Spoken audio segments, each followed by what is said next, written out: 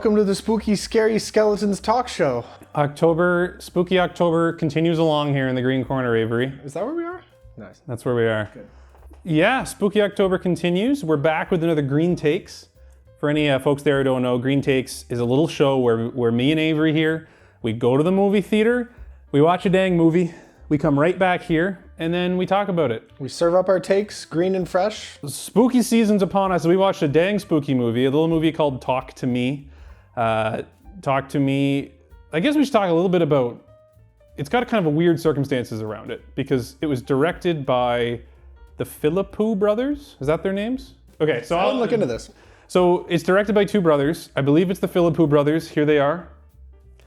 And they were YouTubers. They had a pretty big YouTube channel where they did horror comedy stuff. It looked like pretty classy. And then somehow they were on the crew for the Babadook. Like electrical or lighting or something. So they've been around the movie scene, and then they got this movie. And apparently they were even offered an unnamed DCEU movie. Oh. And turned it down to do this. So I don't know exactly how these guys are in the scene. Anyway, these two brothers, they got it. This movie is released by A24, who's kind of the mark of quality in horror, and also now just not horror, because they did Everything Everywhere All at Once, and just like other not horror movies. Just making interesting movies that might not work, which regular studios don't do anymore. And I do want to talk about A24 a bit more, but I guess we'll start off, Talk to Me. This is Green Takes, so it'll be spoiler free for the start. We'll tell you when we kind of get into the spoiler realm. Talk to Me is a movie about kids in Australia who basically, there's this hand, this enameled hand, and there's all these kids doing this party game where they go to a party, they hold the hand, they say, "Talk to me," and then they're able to talk to spirits. Talk to me. And that's more or less the movie. We have a cast of characters who kind of have their own personal family trauma in the background. The main character's mom died by sleeping pills, maybe suicide, we don't know. And all the other characters kind of have their own little traumas. And it's just about all these kids working through this spooky sensation of a white hand letting you talk to ghost spirits, and then the inevitable horrible fallout of all of that when they take it way too far. And indeed it was. I knew nothing about this movie. I knew that it was an Australian horror movie. I had the vague idea that it had something to do with possession. Yep. That's all. I knew about the hand, because the poster is the white hand. Okay, yeah. That's literally my knowledge of this movie going in. I knew generally people liked it. Yeah, I would say it was very hyped. Yeah, I was getting Hereditary vibes where people were like, oh, you gotta pay attention to this one. But like no one directly told me that they loved it. In fact, I had a couple of friends be like, I'm interested to talk to you about it. Yeah. Which I think is almost better for me, is very intriguing, because that means that could go either way. I mean, I think Hereditary is a very fair comparison in terms of both theme and also execution. Yeah. And it's A24. But I guess first thoughts, with Green Takes here, we have to drive back in the car from the movie theater and intentionally not tell each other what we thought about it. Yeah. So let's tear that old Band-Aid off. What did you think of Talk to Me? I thought it was a very good movie that didn't quite grab me. Okay. It left me kind of cold, and I'm still kind of working out exactly why that is. I don't think that, well, I'll say that it was very, very well made. Yeah. It was really tight. The performances are great. The shots were great.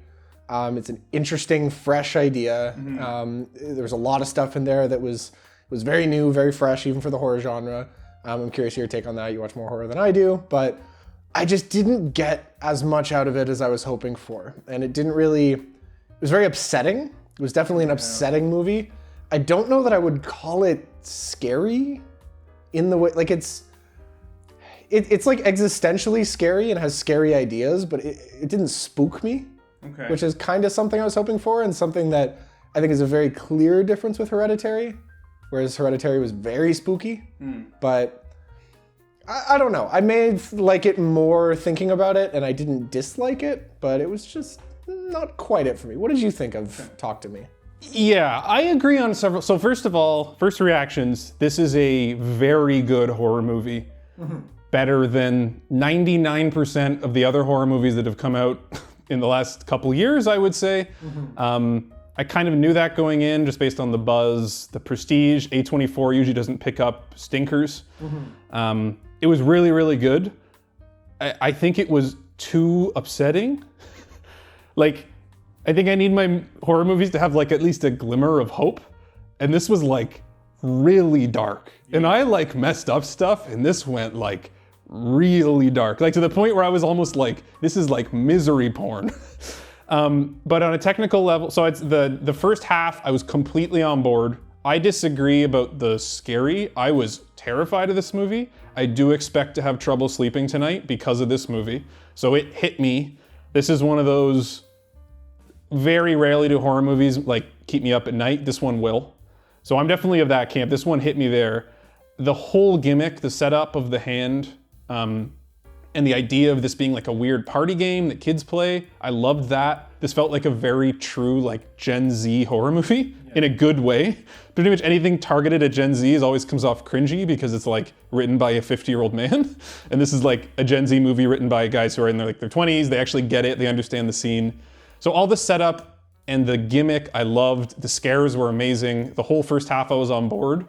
And then the movie got a little bit too dark for me, to the point that I was like just really upset by it, and the end didn't give me any real glimmer of hope.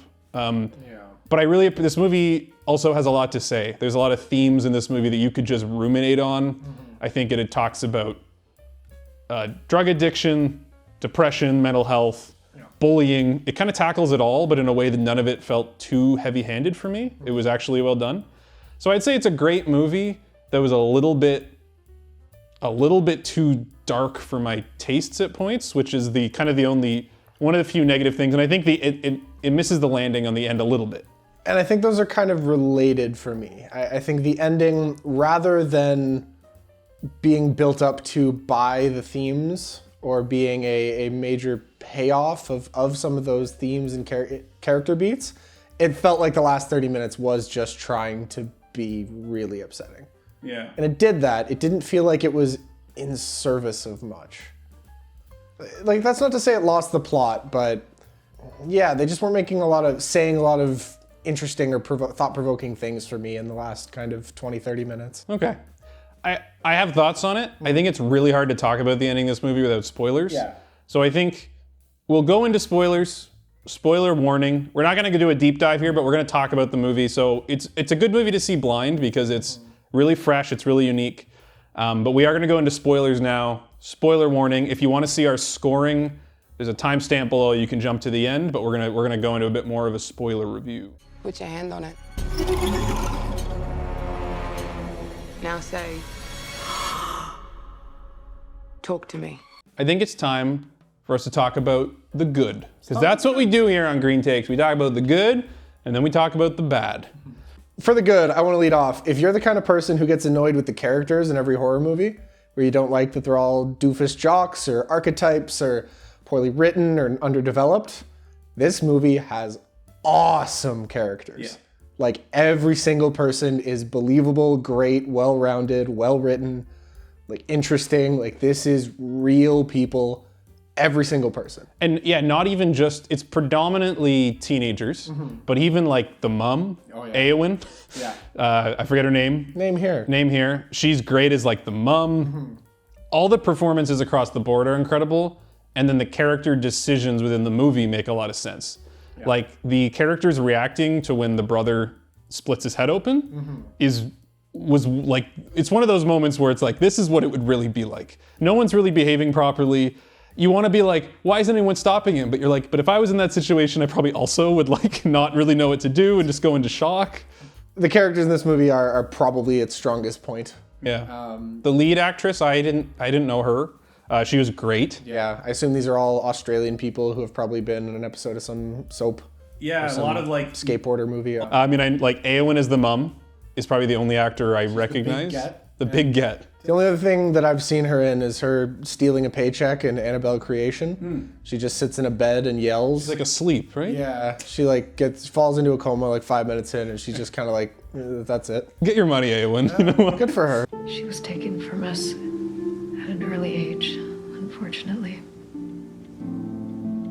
Yeah, the characters are really good. I think I said earlier, this is like a good Gen Z horror movie. There's so many, this goes back to the 80s, horror movies where the director clearly doesn't understand what kids actually do or how they talk.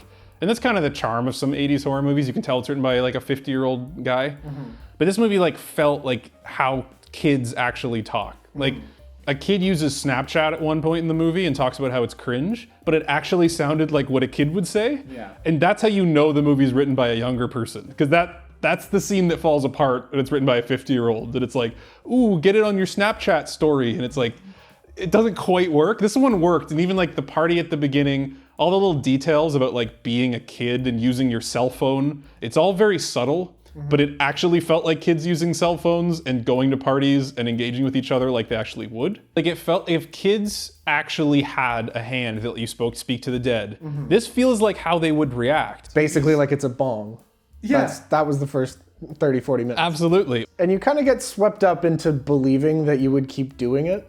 I thought they did a really good job with that because, I mean, if I saw a drowned ghost lady scream at me, I can't imagine I would be like, yeah, sign me back up. Yeah, do it again. But you kind of bought it. You're kind of like the big Polynesian guy was having enough fun. I forget his name, but he was having like such a good time with it. And like you really kind of got swept up and like, yeah, sure, I'll get possessed. I don't know.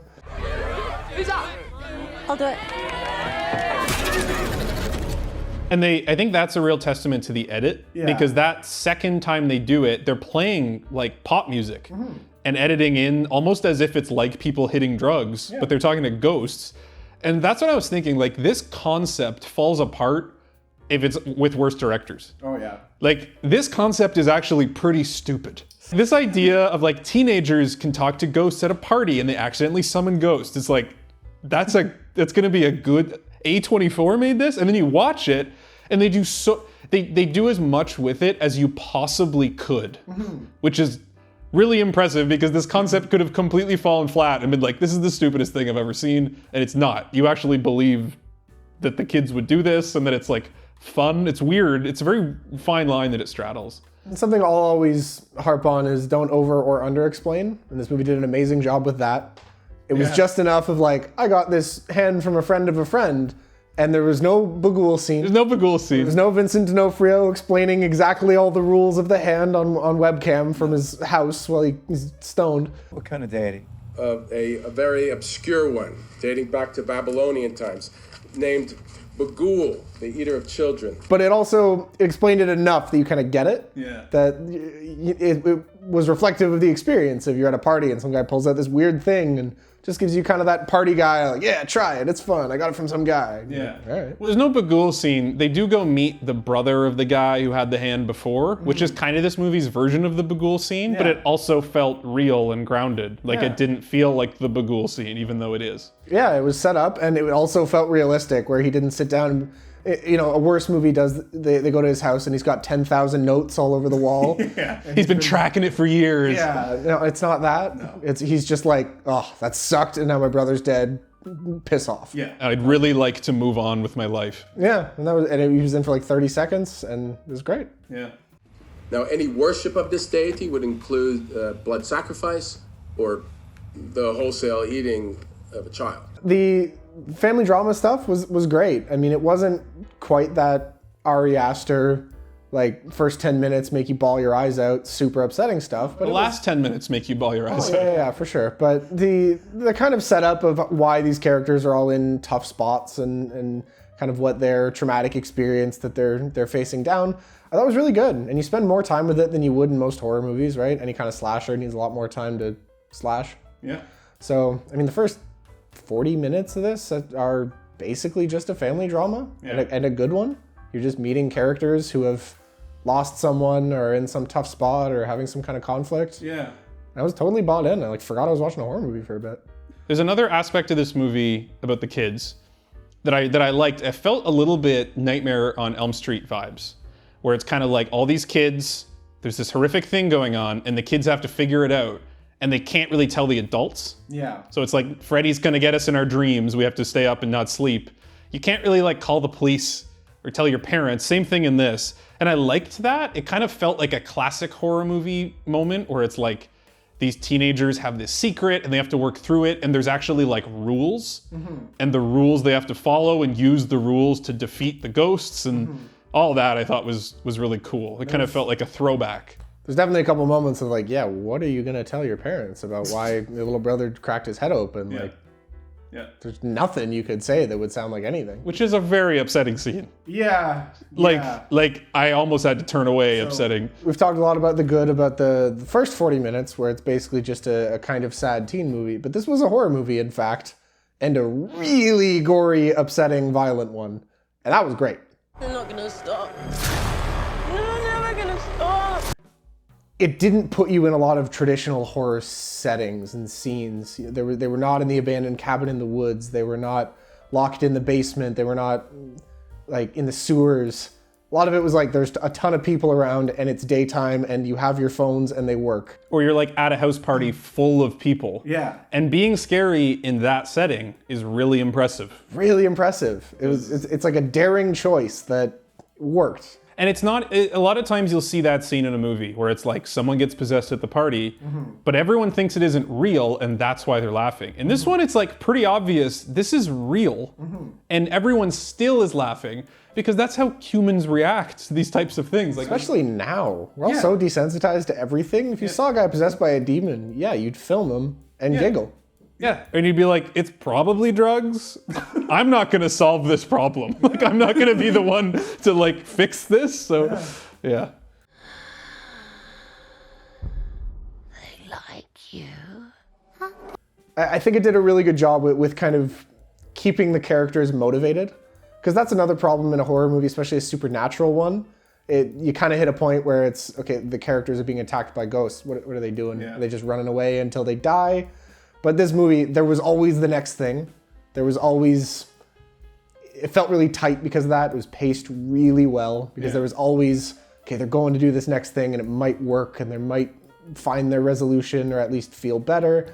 And you know something bad's probably going to happen, but this movie strung you along really well. Yeah, and Maya always had something to do. Yeah. Whether it was defending herself or try to save Riley or try to kill Riley. Yeah. She's constantly like, she has a very clear motivation line through the whole movie. Or like that she wants to contact her mom. So she has a very clear motivations the whole time, which was really well done. Like, it doesn't get into the meandering middle where spooky stuff's happening, but you don't know where they're gonna go with it. They avoid that completely. Yeah, exactly. And I will also say makeup, 10 out of 10. Those were some spooky old ghosts. Yeah. That was great. I assume they had a pretty good budget from A24 and it's not that expensive to put an old lady in some red blood makeup. I think it was like 4 million. Dang, yeah. Oh, that's pretty good. Pretty, for how low budget it was, the effects were incredible. There was probably 10 or 12 ghosts. They were all different people and all of them were like flawless. Yeah. Like all real people in makeup. Yep. A lot of them like well lit in frame, talking for a while. And that's usually where stuff like this falls apart, where they're scary when you see them out of the corner of their eye and then they go in frame and it's like, Yeah. press X to dodge, it's a video game now. But no, I was never taken out by any of the effects. They were perfect. Yeah. One other technical aspect that I do want to highlight is the sound design. There's a lot of scenes that are creepy almost entirely because of the sound design. There'll be a creaking groan, or you'll hear a voice that sounds like it's coming. We saw it in the theater and I thought people were whispering behind us, but it was actually a ghost making a very faint noise. And there's a lot of, like, when she wakes up and the woman is in the corner, she's singing. Yeah. And it sounds distant. It sounds like, in most horror movies, that would be right in your ear. And it would be like a nursery rhyme. And it's not, in a weird way, because it's overt, it makes it more confusing. Yeah. Because if it's this spooky girl's voice, then you're like, oh, well, it's the ghost.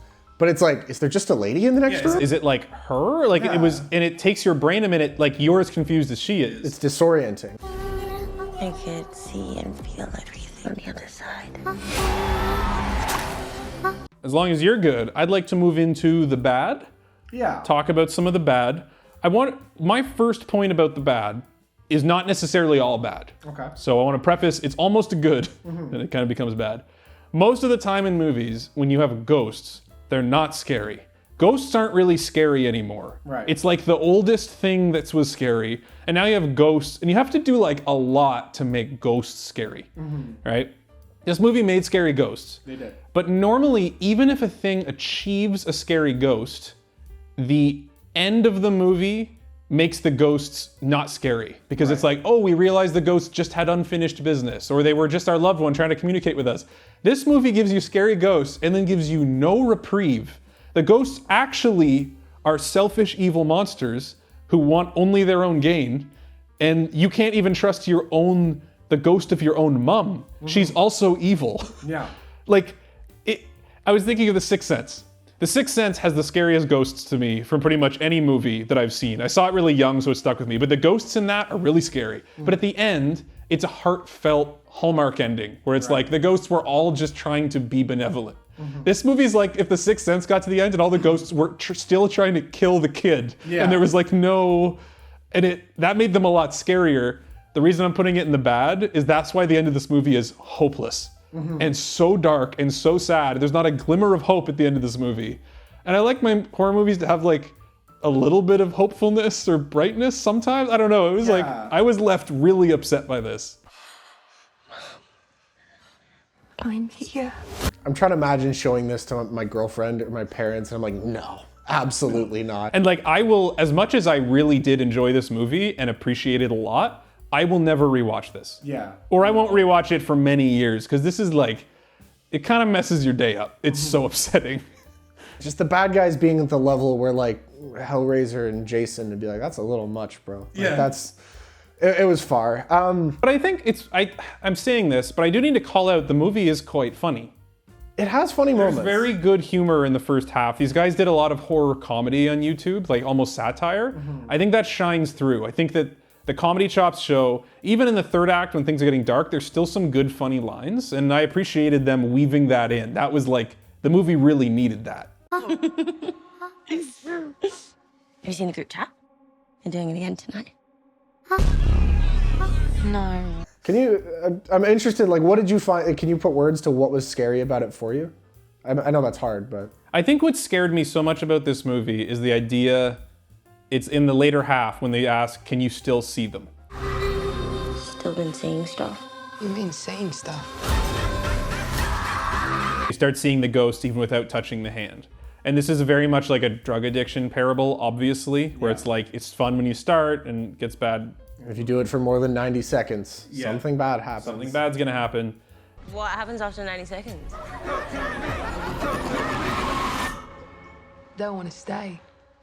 That idea that our characters just trying to go to bed and go to sleep are in a very real risk of seeing something life-changingly horrible got to me. Because the thing that keeps me up at night, if anything does, is me trying to lie in bed, I look at the dark corner of my room, and if I can imagine something could be there, then I'm scared. And doesn't happen to you when you walk out of great horror movies I really like. Like, I recently watched Hostel, really liked it. I'm not scared about traveling to Slovenia. It's fine, right? But this movie is like, if I lay in bed at night, close my eyes and think about this movie, the horror hits home and it feels very invasive and very personal in a way that other horror movies don't. And I also have to say, parent stuff always is like a tearjerker for me in movies, like relationships between parents and children, and like corrupting that the way this movie did. And Someone's dead mom tricked them into murdering their dad was tough. yeah, violating that barrier, that boundary really disturbed me and made it horrific outside of even the ghost level. The idea of that level of family betrayal got right under my skin. And I think it's metaphorically in the movie, I believe that it's like she feels her mom betrayed her by killing herself. So now the ghost of her mom is betraying her. That's how I read it, which is horrible. Yeah. It's not a movie that lets you work through the trauma. It doubles down on the trauma. And that really got under my skin. So it creeped me out and it made me really sad. And it's really good. Yeah, it's really effective. And if you're the kind of person who really wants a movie to get deep under the roots of your family issues and your guilt and abandonment, this will do that. I don't know why. I ain't gonna judge you. But that's interesting because I think it's very That's not something I usually find horror in. For me, it's a lot more, I guess as I was saying with Hereditary, it's a lot more kind of being in the minefield and not knowing where the mines are. Right. And that wasn't something this movie really did. The horror for me is being in a dark house at night and not feeling safe. Yeah. And not feeling secure and peaceful. And this movie violates that in every way. Yeah. And I mean, I got to give a lot of credit to this actress who played the main character and is Maya, whatever. It's not easy to portray going insane because of ghosts in a believable way that stays scary. That's not easy. That's really hard. There's a lot of movies where someone goes insane and almost all of them come across either cartoonish or weird and you don't end up identifying with the character. And movies that do execute that well are ones that stand the test of time. It also did a good job of making you not certain that what they're doing is evil right up till the end. Yeah. You're like, is she saving him? Yeah. Should I be rooting for... it puts you in the mind of a crazy person better than most movies that try to do this, where you're like, I don't know. Like, if you were there, it makes sense. You know what I mean? Like, the things she's trying to do based on the information that she has available, they check out. The things she's seen would lead me to believe the same stuff. And then anyone else in the room looking at her actions would be like, oh, this is a crazy person on drugs. And they accomplished that. That's a hard line to walk without it coming off really stupid and cheesy. Yeah. I guess we're in the bad, but we're talking about praising, and that's fine. Because it's Green Takes. I guess if I can have a brief aside, I feel like Australia is having a horror renaissance. Yeah, I don't know what's going on over there. We should check on them, maybe. And not just only horror, but female-led horror, which is really interesting that that's the thing. Like, The Babadook was the big one. The same director put out The Nightingale, which is probably equally upsetting to this movie in terms of upsettingness, so be careful. But Lake Mungo, one of the scariest found footage horror movies I've seen the last couple of years, also Australian. Relic, another great horror movie about old people and dementia. So, and then we just watched Upgrade here on the show 2 weeks ago. So Australia's got something going on. They're cooking up some good horror, and I love to see the stuff coming out of there. It's got a unique flavor to it. I am absolutely at the point where if someone recommends a weird, obscure movie and then I find out it's Australian, it bumps up. I'm way more excited. Yeah. So we're gonna do the same thing as Deep Dive. We're doing our critical review, followed by our personal review. So critically. Critically, I think this movie gets an A. It's really hard for me to find a single fault with this movie critically. Like, I will generally penalize a movie for being somewhat limited in scope. I don't think that's fair here. I think that with an infinite budget, you could not have improved this movie. I think by adding 20 minutes, you could not have improved this movie. They did exactly what they were hoping to set out, what they set out to do. Technically, basically perfect. The performances are all great. Like, I got nothing I can dock it for. From a kind of objective, critical standpoint. How about you? I think critically, I'm gonna go A-. Yeah. Pretty much perfect on a technical level. I think that how dour it is mostly a personal issue. It's not really a critical issue, but I give a little bit, because I think when the movie gives you no hope, it is a little bit harder to be invested in the plot. So I dock a little bit of critical points for this movie being as dark as it is towards the end, because I didn't even really see an out for what I should be caring about as much. I also think that it's interesting that they were YouTubers that made predominantly short films and YouTube videos, because I feel like this level of dark works in a short film because you can get out quick. Even if it goes this dark, you can kind of you're like, it's 10 minutes, it's not gonna screw my day up. So it's almost like, I feel like they might have been, I don't know a ton about their work, I haven't watched their stuff, but if I could see being used to this tone, it being this dark, working perfectly in a short film, and then just trying to stretch that to 90 minutes, they maybe just didn't think to put in the little bits of hope, or maybe they did and we're just too sensitive. Who knows? I'm interested to see. I think this will age quite well. Yeah. And I think this is a movie people will look back on and talk about. It's not a movie I'll go back and watch on purpose or voluntarily. But yeah, it does feel, and I'm kind of docking it and praising it.